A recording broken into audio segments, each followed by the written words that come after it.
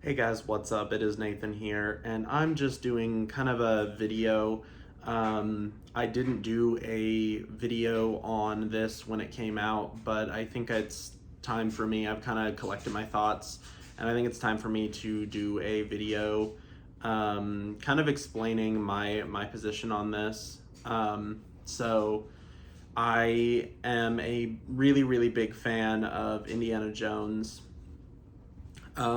along with a lot of other Spielberg and Lucas movies. And so I wanted to kind of do a video explaining why I am cautiously optimistic for Indiana Jones 5, Indiana Jones and the Dial of Destiny.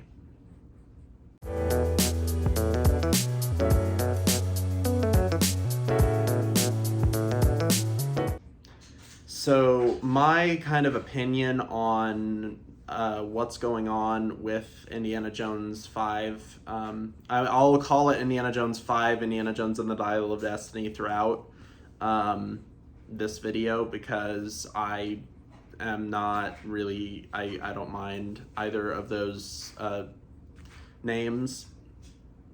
Um, but I'm a big fan of Indiana Jones. Straight up, I'm a really big fan of Indiana Jones, and I really enjoy I really enjoy the first three movies, and to an extent, I also enjoy the fourth. Um, my favorite is Last Crusade, as I mentioned in my reflection video. I really like Last Crusade. That is my favorite movie, and it's probably one of my most watched movies. I've seen it dozens of times, and I absolutely love it. Second favorite's Raiders. Third favorite's Crystal Skull, and second is Temple of Doom. I'm not a fan. I'm not a big fan of Temple of Doom. I like some moments. I like the beginning. I like the minecart chase. I like some of those kind of scenes, but I'm just not a very big fan of the film, kind of taken as a whole. But I still do enjoy it, and I'm glad that it exists. But I personally prefer Raiders and Last Crusade. In particular, Last Crusade, I really like. I'm a big fan of Sean Connery, and so that's part of the reason I like Last Crusade. I also like I like the plot of Last Crusade, and I really want Indy 5 to be good, because Indy 4 had some good moments, but I just didn't really. I wasn't particularly fond of it in some circumstances, but I'm really excited for Indy 5, especially after the trailer came out a few months ago, or a couple months ago, or a month ago. I don't know. Time is relative. Anyway, I'm really happy. I'm happy that we're getting a fifth one. I am glad that Harrison Ford is still willing to do it, and I'm really excited to see what they do, because the trailer had some really interesting situations that it kind of threw us into, and so I'm really excited to see kind of what the plot actually is. I'm extremely excited for to see Harrison Ford back on screen as Indiana Jones after almost 15 years. I think that that will be very cool, and I'm really excited. Um, and I'll explain why. So, starting with part of the reason, I've seen a lot of backlash from the film, from people who are scared that the film is going to be bad, or are already decrying the film as bad. And I'll say up front, I'm cautious. Like I said, I'm cautiously optimistic, because I'm not a particularly big fan of Kingdom of the Crystal Skull. but I know that, I'm excited because this has kind of brought back some of the feelings that I have about Last Crusade, and I really am excited to see what they do with it, because there are some really talented people working on this movie, and so I'm excited to see what they actually do and how it works in the context of the modern film industry. So I I understand that people are scared that it's going to be like Last Crusade, CGI heavy, dull, not bringing back the feeling of indie, of the older indie films, especially Indie 1 and 3. Um, those are well loved films, and I have no qualms about saying that this film is not going to be as good as those two, because those two were made in a different era of film, and so I'm not expecting them to get surpassed by this one. And I I will always love Raiders and Last Crusade more than the modern indie films, because they're just so, they're so Raiders and Last Crusade, if that makes any sense. And I've loved indie for years, ever since I started watching movies, and so this is definitely a very exciting thing for me, because I actually have never gone to an indie film in theaters. I got into Indiana Jones about the time I got into a variety of other things. Fun fact, actually, by the time that I discovered both my love of Indiana Jones and Lego was right when all of the Indiana Jones Lego sets retired. So I think I only got one of them, the Ambush in Cairo set. And that was in like 2009. I haven't been able to get any since. But kind of off the point. I think that there are a lot of talented people working on Indy 5. There's obviously the cast, Harrison Ford, Toby Jones, Mads Mikkelsen, Antonio Banderas. Those are all really, really good actors. John Rhys Davies makes a reappearance as Sala, which I'm really excited for. I've actually met him at Comic-Con, which is awesome, and he was awesome, and so I'm really happy to see his character make a return. The other thing that I'm excited for is the fact that the director is James Mangold.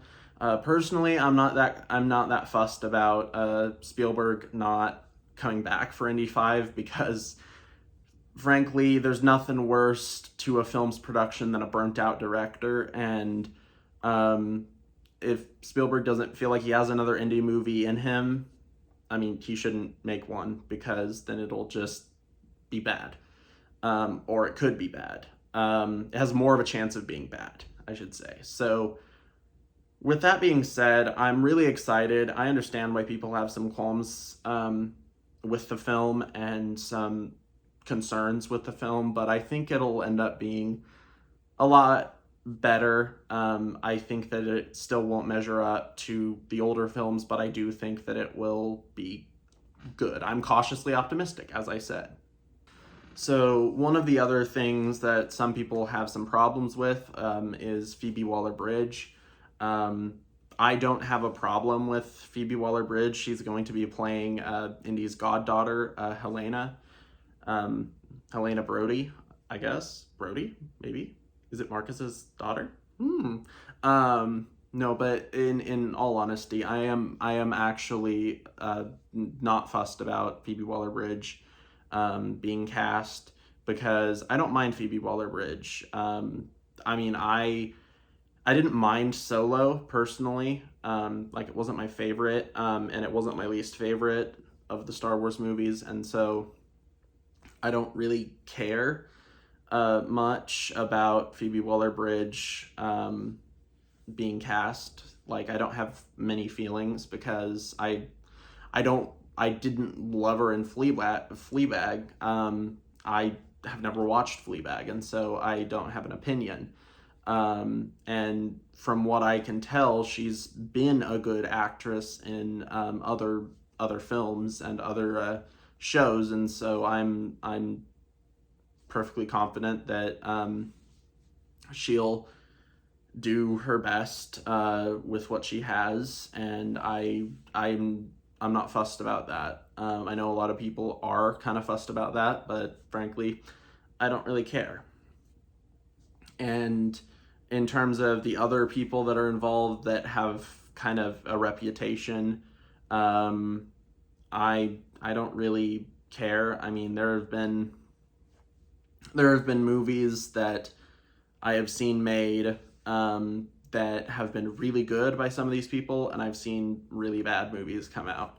I remember, Kathleen Kennedy was involved in previous Indiana Jones movies, and not just Crystal Skull. And I don't have any. I personally, while I am cautious, I'm I'm I'm optimistic because there's more than just bad films under these people's names, and so I think that hopefully this is going to be one of the good films. And now it could be one of the bad films, and I could be making an addendum to this, July 1st after I watch the film, or June 30th after I watch the film. But I do think that it's fine. Now, I have opinions, but I don't want to really like I don't want to destroy the film before it comes out. I'm excited to see what they do. I'm cautious about what they could do, and I'm optimistic about what it might mean because I'm excited, and I've wanted another film. Well, no, I don't want another. I didn't want another film, but I'm really happy that they're finally making one, and I've been looking forward to it since it was announced, and so I'm excited to see what they do. So one of the other things that have people talking is, of course, the trailer came out, and one of the things in said trailer was a de-aged Indy, and in my opinion, it actually looks pretty good. There's a couple shots where it doesn't, but it does look good in a lot of cases. In particular, the scene where he's a bag is pulled off of his head. Like I thought that actually looked pretty good, all things considered, and I think that might be good. It might be bad, but it might be good. And then the other thing that I've heard people talk about is the reason why they're doing that is to try and test the waters to see if they can make an entirely de-aged indie movie. And for God's sake, don't do that. Let this be the last. I mean, there's Harrison Ford is 80 years old, and without Harrison Ford, there is no Indiana Jones. Personally, that is my opinion on the matter.